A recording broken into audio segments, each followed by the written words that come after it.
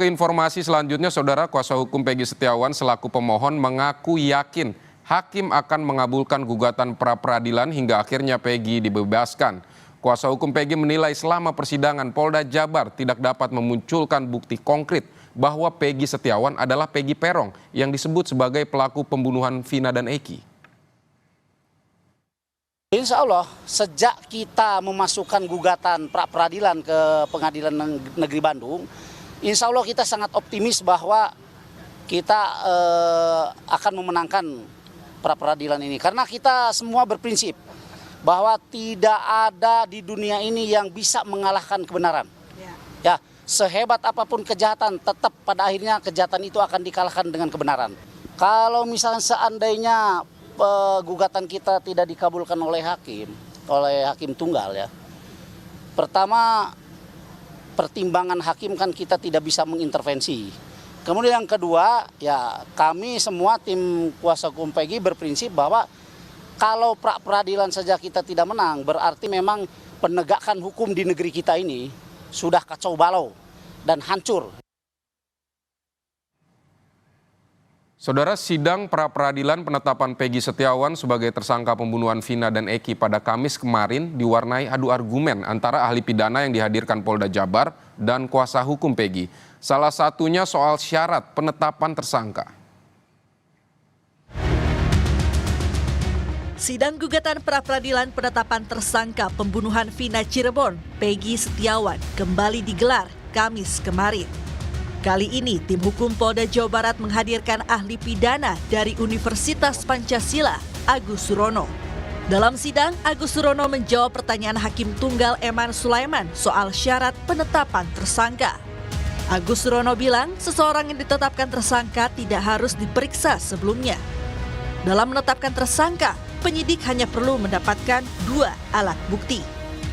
Yang ditetapkan jadi tersangka, apakah sebelumnya harus diperiksa terlebih dahulu atau bisa belakangan? Tidak harus, Yang Mulia. Tidak harus. Ya, walaupun di dalam putusan MK itu di dalam pertimbangannya ada, tapi itu tidak mengharuskan. Jadi dasar untuk menetapkan seseorang menjadi tersangka itu adalah hanya mendasarkan pada 2 alat bukti yang tadi saya sebutkan.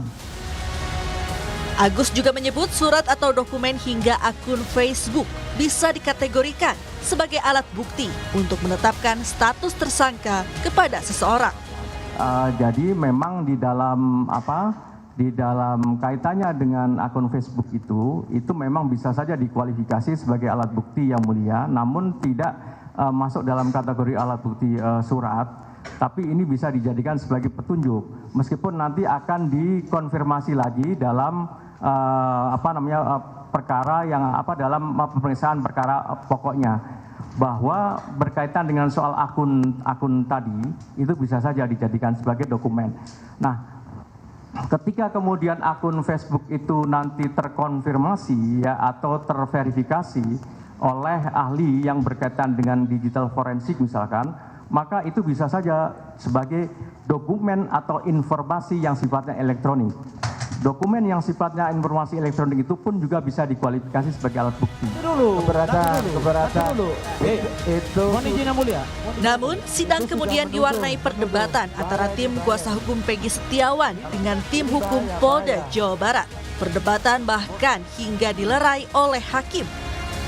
Tim kuasa hukum Peggy menilai ahli pidana yang dihadirkan oleh tim hukum Polda Jawa Barat tidak independen dan objektif. Kuasa hukum Peggy sudah memberikan pertanyaan, namun jawaban dari ahli pidana menurutnya mengecewakan dan tidak semua pertanyaan dijawab. Di dalam persidangan hari ini yang mana pihak termohon menghadirkan saksi ahli, diharapkan oleh kita ini begitu kita melontarkan pertanyaan, dia menjawab sesuai dengan keahliannya. Ya. Jadi jangan menilai, mohon maaf, ini pertanyaan pra-peradilan, ini pertanyaan pokok perkara. Jawab saja, ya. Apakah masuk nanti ke pokok perkara atau pra-peradilan? Biarkan nanti majelis hakim yang menilai. Jadi sungguh sangat tidak independen kalau saya bilang. Karena semua bermuara kepada 2 alat bukti. Ditanya ini jawabannya 2 alat bukti. Ditanya itu jawabannya 2 alat bukti. Jadi tidak berkembang.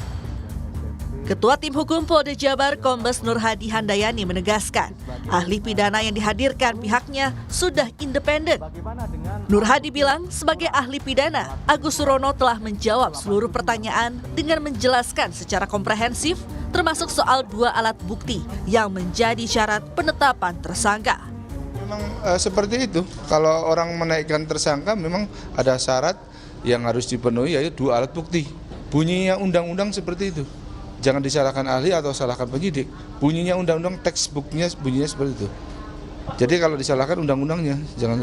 Saya nggak merasa nggak independen. Untuk mungkin dari perasaan dari pemohon aja. Saya nggak ada apa-apa. Begitu.